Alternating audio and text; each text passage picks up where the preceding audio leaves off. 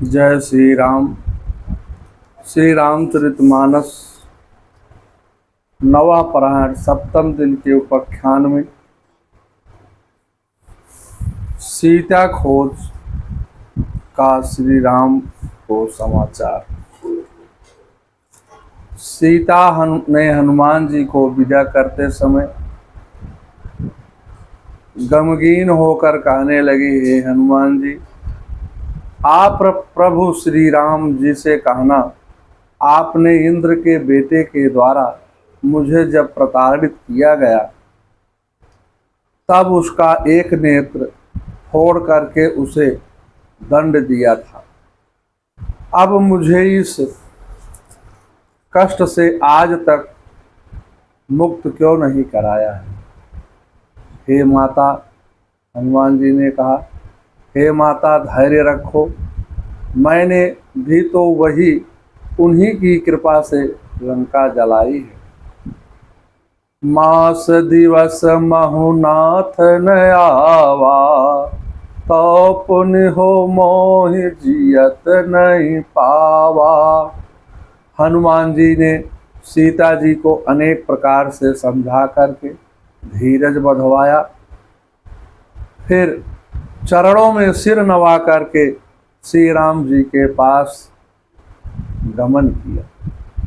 चलत महाधुनि गरज से भारी, गर्भ श्रवहि सुन निश्चर नारी। नाघि सिंधु यही परहि पावा, शबद किलकिला कपिन सुनावा। चलते समय उन्होंने महाध्वनि से भारी गर्जना किया, जिसे सुनकर राक्षसों की स्त्रियां गर्भ गिरने लगी। राक्षसों की स्त्रियों के गर्भ गिरने लगे। समुद्र लाग कर वह इस पार आए और उन्होंने बानरों को किलकिला शब्द हर्ष ध्वनि सुनाया। समुद्र के किनारे बैठे हुए सभी वानर वीरों ने हनुमान जी का मुख प्रसन्न देख करके अपना नया जीवन माना। सभी साथी ने मिलकर के सब बड़े प्रसन्न हुए। सभी रास्ते में हनुमान जी से लंका का समाचार पूछने लगे। तब मधुबन भीतर सब आए, अंगद समंत मधु फल खाए। तब मधुबन भीतर सब आए, अंगद समंत मधु फल खाए। रखवारे जब बरजन लागे, अमुष्टि प्रहार अनत सब भागे। सभी ने मधुवन में जाकर के अंगद के साथ मध और फलों का सेवन किया। रखवालों के रोकने पर भी नहीं माने, उनको मारपीट करके भगा दिया। मधुवन का मुखिया दधिमुख ने सुग्रीव के पास जाकर के मधुवन को अंगद आदि बानरों द्वारा उजाड़ने का सारा समाचार सुना दिया। सुग्रीव मन में सोचने लगे, बिना सीता जी की सुध लाए कोई जो न होती, सीता सुध पाए। मधुबन के फल सकहि न खाए। मधुबन में प्रवेश भी नहीं पा सकता था, फल और मधु की तो बात ही छोड़ दीजिए। उसी समय सभी युद्धपतियों ने आकर के श्री राम सुग्रीव आदि को वंदन किया। दया निधान श्री रामचंद्र जी सभी को हर्षित होकर के और मिले और कुशल समाचार पूछा। जामवंत कहा सुन रघुराया, जा पर नाथ करहु तुम दाया।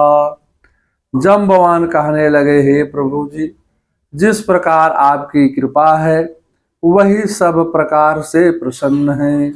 उसी पर देवता मनुष्य संत सभी मेहरबान करते हैं, राते हैं, उसी को विजय श्री मिलती है। हे प्रभु, आपकी कृपा से हमारा जीवन आज सफल हुआ है। नाथ पवन सुत कीन्ही जो करनी, सह सुख सह समुख न जाई सो बरनी। पवन तनय के चरित सुहाए, जामवंत रघुपति सुनाए। हे नाथ, पवन पुत्र हनुमान जी ने जो करनी किया है उसका 1000 मुखों से भी वर्णन नहीं किया जा सकता है। तथा जम्बवान ने हनुमान जी के सुंदर चरित्र कार्य श्री रघुनाथ जी को सुनाए। श्री राम सारा वृत्तांत सुन करके पुनः हनुमान जी को हृदय से लगा लिया और सीता जी के विषय में पूछने लगे कि सीता लंका में किस प्रकार अपने प्राणों की रक्षा करती है। हनुमान जी कहने लगे, सीता अत्यंत दुखी हैं। आपका नाम रात दिन पहरा देता है। आपका ध्यान किवाड़ है, नेत्र आपके चरणों में लगे रहते हैं, वही ताला है। इस स्थिति में प्राणों को निकलने का रास्ता नहीं मिल रहा है। चलत मोहि चूड़ामणि दीन्ही, रघुपति हृदय लाई सोलीनी। दर्शन के प्यासे नैनाए, जीवन को रोके रहते हैं। दिन रात काल के मुख में हूँ, पर प्राण नहाय निकलते हैं। चूड़ामणि चलते समय दिया, स्वामी यह चिन्ह लीजिएगा। दुख भरी कथा वैदेही की, कब तलक कहाँ तक सुनिएगा। श्री रघुनाथ जी ने सीता जी को देने के लिए अंगूठी भेजी थी। हनुमान जी ने उसे पहचान के लिए अशोक वाटिका में दिया था। सीता जी ने हनुमान जी के हाथ श्री राम को देने के लिए चूड़ामणि भेज करके अपनी आस्था और जीवित होने का प्रमाण स्वरूप भेजी थी। चूड़ामणि, शीश फूल। श्री राम जन्म के शुभ अवसर पर सची इंद्राणी ने माता कौशल्या को दिव्य सौगात के रूप में भेंट किया था। इसका प्रभाव था कि जहां पर यह चूड़ामणि रहेगी वहां का राजा किसी से परास्त नहीं होता था। यदि चूड़ामणि सीता के पास लंका में ही रहती तो रावण परास्त नहीं होता।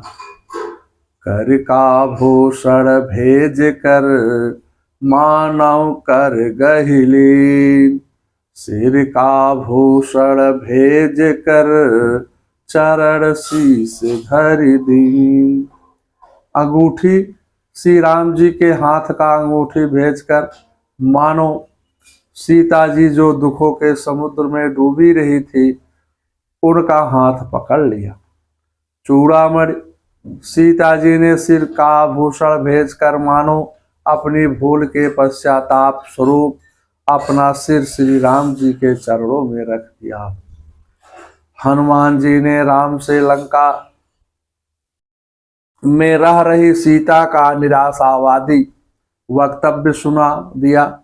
पीछे अशोक वाटिका विध्वंस तथा लंका दहन व राक्षसों के मर्दन संबंधी सारी बातें समाचार निवेदन कर दिया। श्री राम जी कहने लगे, हे मारुति नंदन, तुमने लंका कैसे जलाई थी? हनुमान जी कहने लगे, प्रभु इस कार्य में तो निमित्त मात्र था। राक्षसों ने ही मेरी पूंछ में आग लगा दिया था। लंका में आग किसने लगाई? हनुमान जी कहने लगे, हे प्रभु, रावण के आदेश से मेरी काया तो अंग भंग करने को राक्षसों ने मेरी पूंछ में रोई कपड़े बांध कर घी तेल डाल करके आग लगा दिया था। आग से बचने के लिए मैं भागता फिरा और भागने से लंका में आग लग गई। दूसरा कारण था, प्रभु आग लगाई थी आपके प्रताप ने। रावण के पाप ने, सीता माता के संताप ने और मेरे बाप ने। हनुमान जी कहने लगे, हे प्रभु, सीता माता की मुक्ति का शीघ्र ही उपाय करिए। निमिष निमिष करुणा निधि जाहि, जाहि सकल सम बीते। बेग चलई प्रभु आनई, भुज बल खल दल जीत। हे करुणा निधान, उनका एक एक पल कल्प के समान बीतता है। हे प्रभु, तुरंत चलिए और अपनी भुजाओं के बल से दुष्टों के दल को जीत करके सीता जी को ले आइए। सीता जी के दुखों को सुनकर श्री राम जी के नेत्रों में अश्रु भर आए। कहने लगे, हे हनुमान जी, तन मन और वचन से मेरा आश्रय लेने वाले व्यक्ति स्वप्न में भी दुख नहीं पाते हैं। कह हनुमंत विपति प्रभु सोई, जब तब सुमिरन भजन न होई।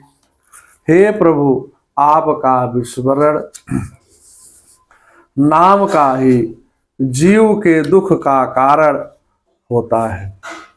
श्री राम जी कहने लगे, हे हनुमान जी, इस समाचार के बदले तेरा क्या उपकार करूं? हे पुत्र, मैं तुझसे कभी उर्ण नहीं हो सकता हूं। मेरा आशीर्वाद है, तुम सर्वत्र पूजित होगे। सर्वत्र पूज्य हनुमान। शीस पे अहिस ने तो जगदीश धारी धर, कर पे भूधर धर उड़े आसमान हो। सेवक संदेशक हो राम के मान, किंतु कष्ट वक्त भक्त का भी करते कल्याण हो। अर्चना आराधना के अनोखे ही अदेव तुम, सब जाति मानती है ऐसे दयावान हो। घर घर पूजते हैं चित्र भी पवित्र मान, कोई ग्राम है नहीं जहां न हनुमान हो। श्री राघव जी के अमृतमय वचनों को सुनकर हनुमान जी प्रसन्न होकर के चरण परे प्रेमाकुल त्राहि त्राहि भगवंत। चरणों में गिर करके रक्षा करो की पुकार करने लगे।